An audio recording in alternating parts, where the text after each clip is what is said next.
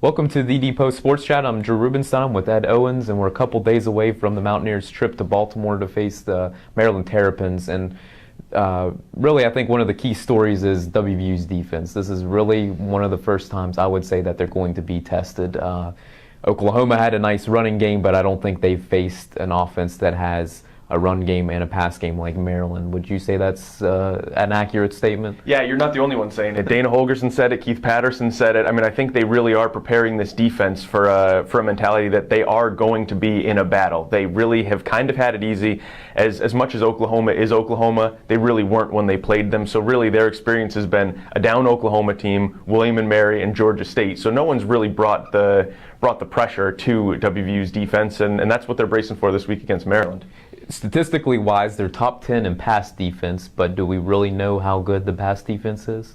No one has been able to throw the ball, and really no one's tried to throw the ball. The run game has been so effective against WVU's defense that no one's really had to try passing the ball. I think, ready or not, Maryland will. They've shown that they can move the ball. C.J. Brown is having a pretty good year for himself, and they've got two of the top receivers. Dana said two of the top receivers in the country, so I think they really have to be ready to defend the vertical game. In the secondary, WVU seems confident with what they have in Ishmael Banks and Travis Bell. News came out this week that Broderick Jenkins is gone. Redshirt senior, kind of in the spring, you would have assumed that he would have been one of the two starters. How much does that impact things, especially as WVU is now getting into a stretch where it's got a potent Maryland offensive attack followed up by Oklahoma State and Baylor? Sadly, I don't think it impacts them at all.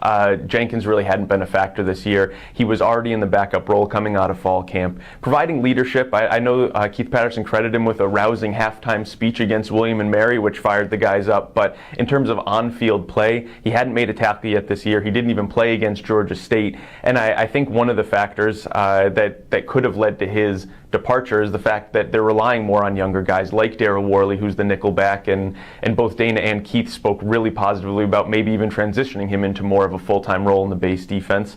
And you've also got a guy like Terrell Chestnut, who was injured, missed the spring, came back, kind of slowly been easing him back into it, and now they're expecting him to be the backup behind Travis Bell. So I think they've got other guys they can rely on, and yes, they are going to need to do different things. They're going to need to kind of expand what they're doing in the secondary as they get deeper into the schedule against better passing teams. But missing Broad, I don't know how much that's really going to change things for him scheme-wise.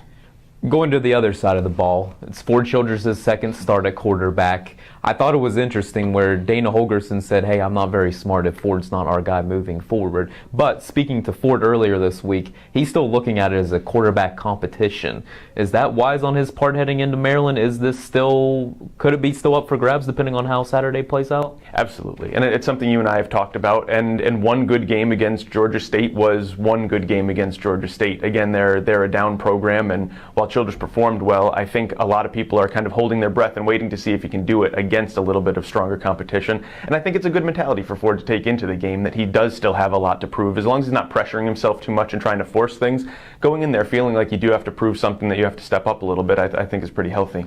And for Ford and the offense, his offensive line, they haven't faced a defense like this. Maryland's currently number one in the country in pass rush. Is it concerning for WVU? They're facing this, and you have to wonder, I think, how confident Ford feels in his offensive line and how comfortable Pat Egger at center is with snapping the Ford, and you know, there's just not that feel between the two units. And is that concerning facing this type of a defense? I think it should be. If they're not concerned, they should really give it a second thought. Maryland has 15 sacks so far this year, obviously 5 per game. They haven't played the stiffest competition themselves, but they're showing that they can get the rush. And one thing Dana said in his press conference this week was that WVU didn't really handle the zero blitz really well when Georgia State really brought the pressure. He said 6 times, 2 times they got through, 2 times they hit the quarterback, and 2 times WVU handled it well. So 33% isn't really what they want to be feeling going into the nation's best pass rush.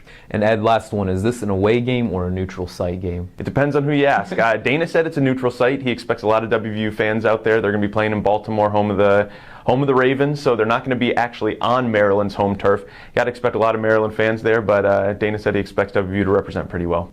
All right, thanks again, and please continue to check thedpost.com. We'll have the blog up and running for the Maryland game, and then Ed and I will be back for a post-game report. Thanks for joining us today.